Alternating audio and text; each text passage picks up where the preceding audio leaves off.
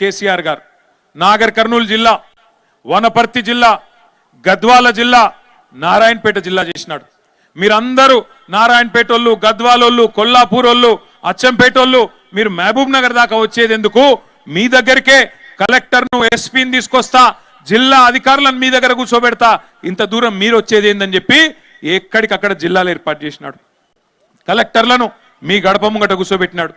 కొత్త రెవెన్యూ డివిజన్లు ఏర్పాటు చేసినారు, కొత్త మండలాలు ఏర్పాటు చేసినారు. ఈ జిల్లాలో ఉండే మా లంబాడ సోదరులు, మా గిరిజన సోదరులు మీ ఆకాంక్ష నెరవేరుస్తూ తాండాలను గ్రామ పంచాయతీలు చేసిండు కేసీఆర్. మరి ఇవాళ కాంగ్రెస్ ప్రభుత్వం ఏం చెప్తుందో తెలుసా? కేసీఆర్ తప్పు చేసిండు, తాండాలు గ్రామ పంచాయతీలు చేసేది కాకుండే, మహబూబ్ నగర్ జిల్లాను 5 ముక్కలు చేసేది కాకుండే, అందుకే వనపర్తి రద్దు చేస్తాం, నారాయణపేట రద్దు చేస్తాం, అట్లాగే గద్వాల జిల్లా కూడా రద్దు చేస్తామని చెప్పి నిన్నగాక మొన్న పొంగులేటి శ్రీనివాసరెడ్డి రెవెన్యూ మంత్రి గారు ప్రకటిస్తా ఉన్నాడు. శాస్త్రీయంగా చేయలేదు, వీటన్నిటిని తీసేస్తామంటున్నాడు. మరి తీసేస్తే నారాయణపేట లూకుంటారా? గద్వాలో లూకుంటారా? వనపర్తితో లూకుంటారా? ఆలోచించండి. కలెక్టర్లను మీ గడప దగ్గర తీసుకొచ్చి కేసీఆర్ కూర్చోబెడితే కాదు ఇవన్నీ ఎత్తేస్తాం అని చెప్పి అలా రేవంత్ రెడ్డి మాట్లాడుతుంటే చూస్తా ఊరుకుందాం, ఆలోచన చేయండి. నేను రేవంత్ రెడ్డి ప్రభుత్వాన్ని హెచ్చరిస్తా ఉన్నా, మీరు గద్వాల జిల్లా ముట్టినా, వనపర్తి జిల్లా ముట్టినా, నారాయణపేట జిల్లా ముట్టినా అక్కడ అగ్గి ఉట్టిచ్చే బాధ్యత బీఆర్ఎస్ తీసుకుంటది. అక్కడే ఉద్యమాలకు కూడా శ్రీకారం చుడతామని చెప్పి కూడా హెచ్చరిస్తా ఉన్నా. పిచ్చి పొరపాట్లు చేయకండి. నీకు అధికారం ఇచ్చింది నీ అడ్డమైన అబద్ధపు హామీలను చూసి మోసపోయి ప్రజలు అవకాశం ఇచ్చినారు. నీకు చేతనైతే ఇచ్చిన హామీలు నెరవేర్చు. 420 హామీలు ఇచ్చినావు కదా, నెరవేర్చు. కేసీఆర్ గారి నాయకత్వంలో ఈ జిల్లాని సస్యశ్యామలం చేయాలని చెప్పి పాలమూరు రంగారెడ్డి ఎత్తిపోతల పథకాన్ని కేసీఆర్ గారు బ్రహ్మాండంగా కృష్ణా జలాల్లో మన జిల్లాకు, రంగారెడ్డి జిల్లాకు, కొంత భాగం నల్గొండ జిల్లాకు నీళ్లు ఇవ్వాలన్న ఉద్దేశంతో 14 లక్షల ఎకరాలకు నీళ్లు ఇవ్వాలని చెప్పి బ్రహ్మాండమైన పథకం పాలమూరు రంగారెడ్డి ఎత్తిపోతల పథకం. 30,000 కోట్లు ఖర్చు పెట్టినాం, 90% పనులు పూర్తి చేసినాం. రిజర్వాయర్లు అన్నీ పూర్తయినాయి. కావాలంటే మీరు కూడా చూడవచ్చు. నార్లాపూరు, ఏదుల, కరివెన, వట్టెం, అట్లాగే ఉద్దండాపూర్ రిజర్వాయర్ ఏనుగెళ్ళింది తోక జిక్కింది అన్నట్టు 90% పని పూర్తయి ఒక కాలువలు మాత్రమే పూర్తి చేసేది ఉన్నది. కేసీఆర్ గారు పంపులు కూడా పెట్టిండు. ఆ పంపులు కూడా, ఒక పంపు నార్లాపూర్లో స్వయంగా కేసీఆర్ గారే ముఖ్యమంత్రిగా 2023 సంవత్సరంలో వచ్చి ప్రారంభించిండు. నీళ్లను కూడా పాలమూరుకు చూపెట్టిండు. అట్లాగే అప్పటిదాకా పెండింగ్ ప్రాజెక్టులుగా కాంగ్రెస్ ప్రభుత్వం పట్టించుకోకుండా పడావు పెట్టిన ప్రాజెక్టులను, పండబెట్టిన ప్రాజెక్టులను రన్నింగ్ ప్రాజెక్టులుగా మార్చి కల్వకుర్తి గాని, భీమా గాని, నెట్టెంపాడు గాని ఇవన్నిటిని పూర్తి చేసి ఈ జిల్లాల్లో కేసీఆర్ గారి ప్రభుత్వంలో ఒకనాడు కాంగ్రెస్ ఉన్నప్పుడు ఈ జిల్లా మైగ్రేషన్ కి మారుపేరు.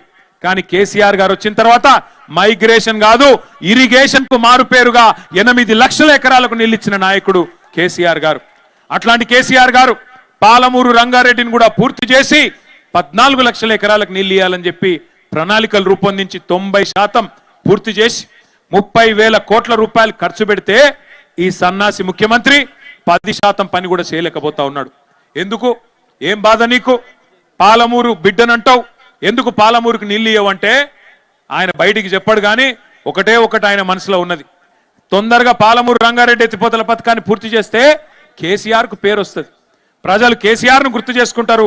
అట్లే పాత బాసు ఉన్నాడు కదా ఆయనకు, పాత బాసు. ఎవరు పాత బాసు? ఆయన కోపం వస్తుంది.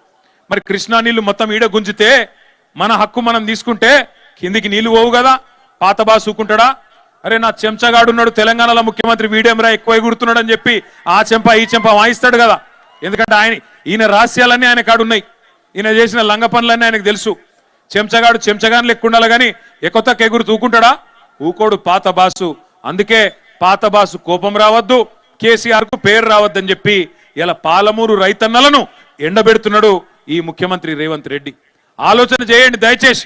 ఈ 2 ఏళ్లలో ఒక్కటన్నా మంచి పని చేసిండా పాలమూరు రైతన్నల కోసం రేవంత్ రెడ్డి? ఆలోచన చేయండి. రైతులకు రైతు భరోసా ఇయ్యాడు, కౌలు రైతులకు రైతు భరోసా ఇయ్యాడు, రైతు కూలీలకు నెలకు 1000 రూపాయలు ఇస్తా అన్నాడు, అది ఇయ్యాడు. ఆఖరికి రైతులకు యూరియా బస్తాలు కూడా దొరుకుతలేవు.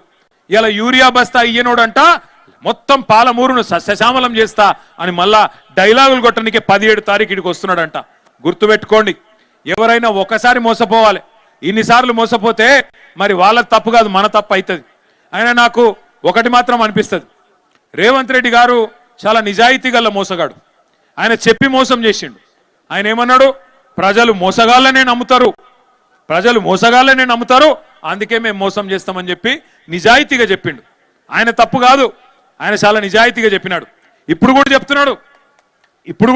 ఆయన ఏం చెప్తున్నాడు మీకు, మళ్ళొక్కసారి మోసం చేయనికే పాలమూరు నా నాయకత్వంలోనేమో చేస్తా అని చెప్తున్నాడు. నేను అడుగుతున్నా రేవంత్ రెడ్డి, 17 తారీఖు వస్తున్నావు కదా మహబూబ్ నగర్ పట్టణానికి, ఒక్క మాట స్పష్టంగా చెప్పు. నీ ప్రభుత్వం వచ్చినాక మేము ఆనాడు ఐటీ హబ్ కట్టి అక్కడ 14 పరిశ్రమలు తెస్తే, నీ ప్రభుత్వం వచ్చినాక ఆ 14 పరిశ్రమలు ఎందుకు పారిపోయినాయో ఒక్కసారి తెలంగాణ యువతకు, పాలమూరు యువతకు, మహబూబ్ నగర్ యువతకు సమాధానం చెప్పమని కోరుతా ఉన్నా. నీ ప్రభుత్వం వచ్చినాక ఈ 2 ఏళ్లలో పాలమూరుకు ఒక్క పరిశ్రమ తెచ్చినవా? ఒక్కటంటే ఒక్క పరిశ్రమ తెచ్చినవా? సమాధానం చెప్పు చిత్తశుద్ధి ఉంటే. మేము మా గవర్నమెంట్లో తెచ్చిన వాటికి వచ్చి రిబ్బన్లు కట్ చేస్తా ఉన్నాడు.